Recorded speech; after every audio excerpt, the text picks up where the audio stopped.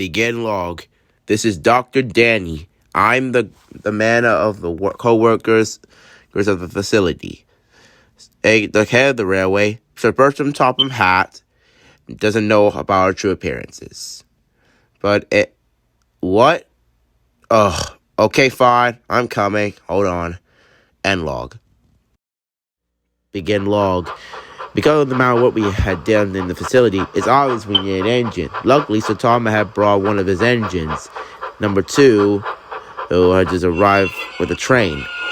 And I think his name was Edward. So he's gonna be used as temporary until we can get another engine to work in the facility. So far, it's been difficult. He's been doing a good job. Things are going well. The trucks in line stuff. We tried our best to find some research about our work, but with no luck. But Edward's doing a good job. At least that's all I could say. Quiet for myself for once in a while. Edward is busy searching trucks right now because another engine just delivered them. At least things are going great. So we've been, like I said, we've been trying our best to find some research to figure out some more good stuff and some bad stuff. But it's from some other reasons, since it's all right. So I'm just gonna put this down to my other homies. End log. Begin log. This is Dr. Dan. We've done it. I can't believe he's done it. Dr. Phineas Taggart finally managed to find a way to create large amounts of energy. He's been in his lab for the past few days researching something, and he's finally revealed it, and it worked. The answer to everything was agony of all things. And let me explain. Dr. Taggart has believed human emotion is a lot more powerful than we all believed.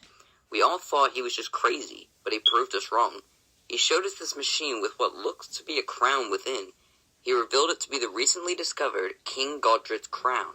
He said that the energy of agony can stick to things over time, and King Godred's crown was full of this energy, from the wars, deaths, and betrayals it had been through. It then showed his machine harnessing this energy, and it began powering everything in the vicinity around it. It was genius. We finally have a way to create enough power to open windows or even doorways into other worlds. We're going to become gods. End log. Begin log. It worked. We've done it. We've opened a doorway into another world. However, the product wasn't what we were expecting. Once the doorway opened, mist began to pour into the room. We managed to contain it within the room. However, Dr. Emily has gone missing. We presumed he was locked in the room, but once the mist dissipated, he was nowhere to be found.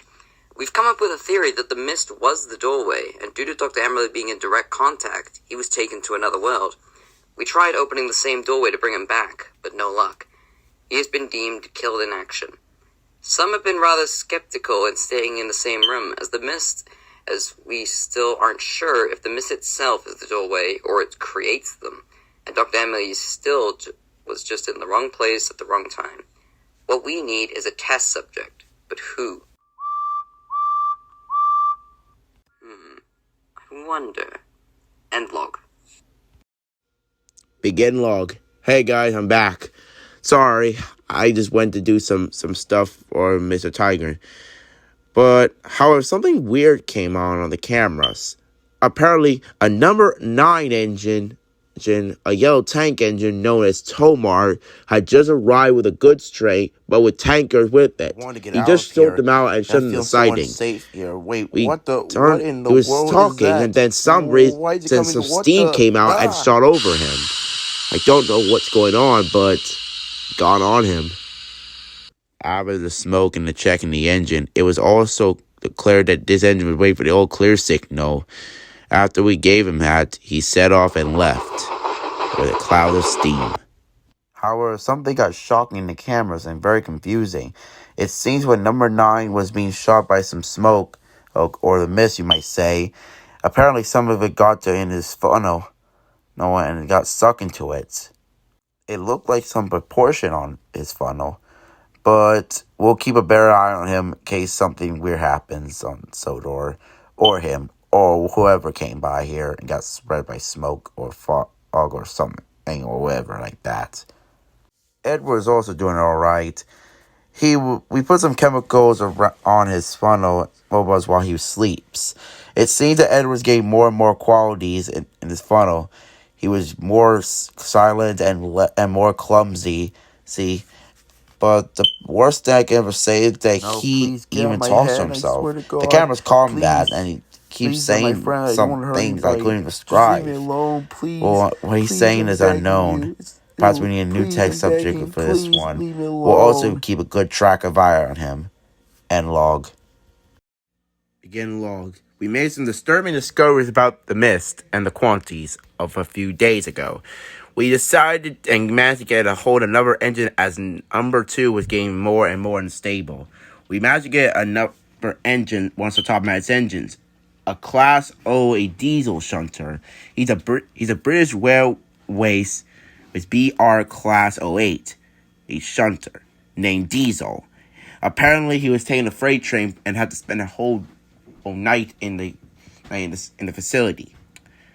We managed to tell the Fire Control about that, and he agreed.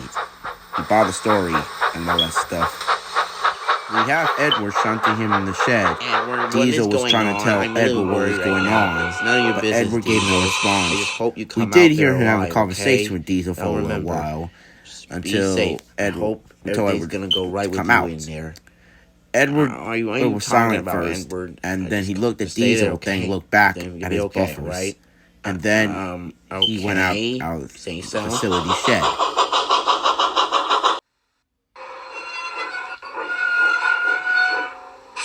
Once doors and windows were ceased, the room was flooded by the mist until Diesel was soon out of sight, and sounds and screams were heard from the sincerely shed. We tried to empty the mist out, but the controls failed, and the screams got louder and louder. Soon they finally ceased, but what we saw was horrified.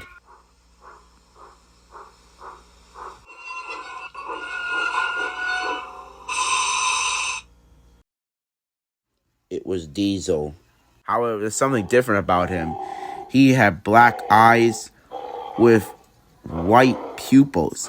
They would look like holes.